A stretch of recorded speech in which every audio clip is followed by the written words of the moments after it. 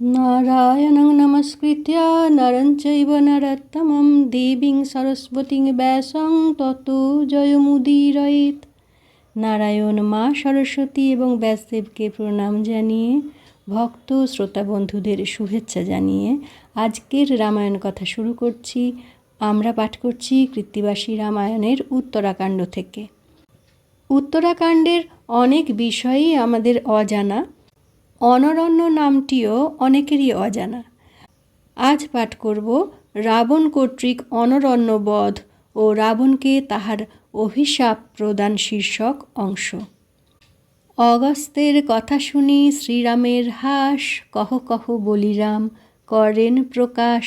মরুত্ব জিনিয়া কোথা গেল সে রাবণ, কহ দেখি শুনি মুনি পুরাণ কথন। এর আগের দিনই আমরা মরুত্ব রাজার উপাখ্যান পড়েছিলাম। সেই মরুত্ব রাজাকে বধ করার পর রাবণ কোথায় গেলেন? মুনি বলে, যদি শুনে বীর তথা আছে, তখনই রাবণ যায় দ্রুত তার কাছে। রাবণ যদি শোনে একবার যে কোথাও বীর রয়েছে, তো সঙ্গে সঙ্গে তার কাছে দৌড়য়। কেন দৌড়য়? গিহা স্বীকার করতে হবে। রাবণ যুদ্ধে আহ্বান করবেন, এক্ষেত্রেও তাই হলো। গিয়া কহে সত্তরেতে দেহ মোরে রণ, পরাজয় মানিলে না মারে দশানন। পরাজয় যে না মানে করে অহংকার, রাবণের ঠাঁই তার নাহিকো নিস্তার। পুরন্দর নিজ মুখে মাগে পরাজয়, পরাজয় মানিলে সংগ্রাম নাহি হয়। রাবণের দম্ভের কাহিনী। ত্রিভুবনে যদি কোনো বীরের কথা রাবণের কানে যায়, তাহলে সেই বীরের কাছে চলে গিয়ে যুদ্ধে আহ্বান করে। এই যুদ্ধ না করে যদি কেউ পরাজয় স্বীকার করে নেয়, তাহলে ঠিক আছে, সংগ্রাম আর হবে না। আর স্বয়ং ইন্দ্র রাবণের কাছে পরাজয় স্বীকার করে নিয়েছে, যার জন্য রাবণের অহংকারও রয়েছে। এই রকম করেই পৃথিবীমণ্ডলে রাবণ ঘুরে বেড়ায়। এই রূপে রাবণ ভ্রমে পৃথিবীমণ্ডলে, অযোধ্যা জিনিতে যায় জয় জয় বলে। অনরণ্য নামে ছিল রাজা অযোধ্যায়, বার্তা পেয়ে দশানন তাঁর কাছে যায়। তব পূর্বপুরুষ সে অনরণ্য নাম, রাবণ তাহার কাছে চাহিল সংগ্রাম। দশরথেরও আগে নিশ্চয়ই এই অনরণ্য। অযোধ্যারই রাজা অনরণ্য, তার কাছে গিয়ে যুদ্ধে আহ্বান জানানো হলো। লঙ্কার রাবণ আমি শুনো অনরণ্য, রণদেহ আমারে না চাহি কিছু অন্য। শুনি অনরণ্য কোপে করে অহংকার, কটকেতে মিলামিশি হইল মার মার। অনরণ্য পরাজয় স্বীকার করে নিলেন না বিনা যুদ্ধে, যার জন্যে যুদ্ধ লেগে গেল। প্রাচীন বয়স রাজা মাংসে চক্ষু ঢাকে, ভ্রুদ্বয় তুলিয়া বান্ধি রাজা সব দেখে। এইখানে একটা কথা বলার আছে যে মূল রামায়ণ, বাল্মীকির যে রামায়ণ, সেখানে অনরণ্যের কথা আছে, কিন্তু সেখানে এত বৃদ্ধ করে অনরণ্যকে আঁকা হয়নি। এখানে অনরণ্যের বর্ণনায় অত্যন্ত বৃদ্ধ করে চিত্রিত করা হয়েছে। এত বৃদ্ধ যে চামড়ায় বা মাংসে চোখ ঢেকে গেছে। বৃদ্ধ হলে তো চামড়াগুলো ঝুলে যায়, কপাল ভ্রু এসব ঝুলে গিয়ে চোখ ঢেকে গেছে অনরণ্যের। আর সেই ভ্রুকে তুলে বেঁধে রাখা হয়েছে। ভ্রুদ্বয় তুলিয়া বান্ধি রাজা সব দেখে, এইভাবে দেখতে হচ্ছে। তাহলে কত বৃদ্ধ! এই বর্ণনা কৃত্তিবাসের, মূল বাল্মীকিতে এত বৃদ্ধের কথা নেই। বহুকাল জীবী রাজা পৃথিবী ভিতর, বয়স তার 22,000 বছর। সাজিল রাজার সৈন্য হস্তি ঘোড়া কত, অস্ত্র শস্ত্র লইল যাহার ছিল যত। 2 কটক রাজার সৈন্য মহাবল, রাক্ষসে মানুষে যুদ্ধ হইল প্রবল। অনরণ্য রাজা করে বাণ বরিশন, রাবণের সেনাপতি করে পলায়ন। সেনাপতি ভঙ্গ দেখি রাবণ ফাঁফর, অনরণ্য সহযুঝে ক্রোধে লঙ্কেশ্বর। রাবণ অসংখ্য বাণ করে বরিশন, বুড়া রাজা সমরে হইলা অচেতন। আপনা সারিয়া করে বান বরিশন, বানেতে জর্জর দেহ হইল রাবণ। রাবণের গা বহিয়া রক্ত পড়ে ধারে, যেমন গঙ্গার ধারা পর্বত শিখরে।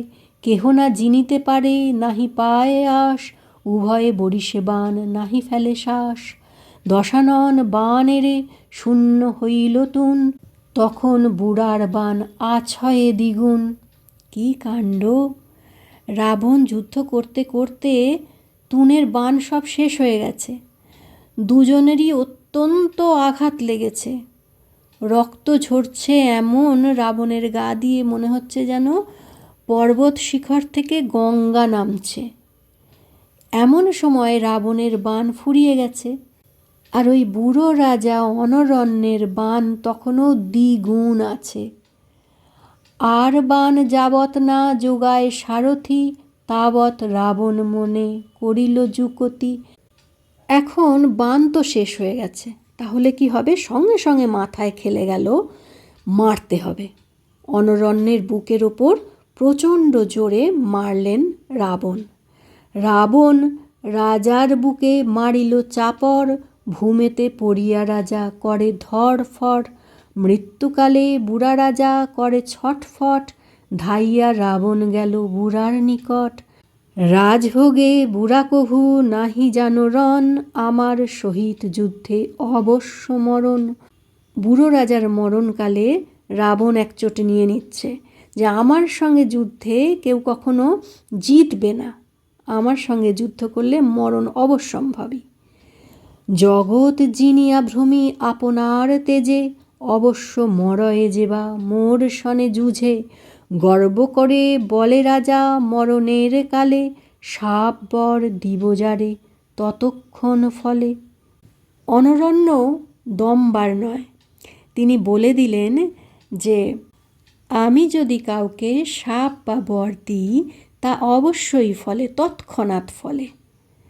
অনরণ্য বলে কি বা করে অহংকার, কভুহারি কভুজিনি রণব্যবহার। আর এটাও ঠিক যে যুদ্ধে তো হার জিত আছেই, কখনো হারবো কখনো জিতবো, এ নিয়ে অহংকার করার কিছু নেই। আরও বললেন, তুষিলাম বহু যুদ্ধ করি দেবগণে, তুষিলাম নানা রত্ন দানেতে ব্রাহ্মণে। রাজা হয়ে করিলাম প্রজার পালন, 3 লক্ষ দ্বিজনিত্য করাই ভোজন। এসব আমার পুণ্য জানে সবে ভালে, তোরে যে বধিবে সে জন্মিবে মোর কুলে। সংগ্রামে পড়িয়া রাজা গেল স্বর্গপুর, দিগ্বিজয় করি ভ্রমে লঙ্কার ঠাকুর। অনরণ্য মৃত্যুকালে এই কথাই বললেন, আমি অনেক যুদ্ধ করে দেবতাগণকে তুষ্ট করেছিলাম। যুদ্ধ করে দেবতাগণকে তুষ্ট করেছিলেন মানে না, দেবগণের উপরে রাক্ষসরা বিভিন্ন সময় তো অত্যাচার চালাতো, আর এই সব রাজারাই ইন্দ্রের পক্ষ নিয়ে ওই রাক্ষসদের সঙ্গে যুদ্ধ করতেন। রাজা দুষ্যন্তও তাই করেছিলেন। এইরকম অনেক নমুনা, অনেক উদাহরণ আছে। তাই অনরণ্য রাজা যুদ্ধ করে দেবতাগণকে তুষ্ট করেছিলেন, ব্রাহ্মণদেরও নানা রত্ন দান করে তুষ্ট করেন। প্রজার পালন করি আমি রাজা হয়ে, রোজ 3 লক্ষ ব্রাহ্মণকে ভোজন করাই। আমার কপালে যে এই পুণ্য অর্জিত আছে সে সকলেই জানে। আমি বলছি যে তোকে যে বধ করবে সে আমার বংশেই জন্মগ্রহণ করবে।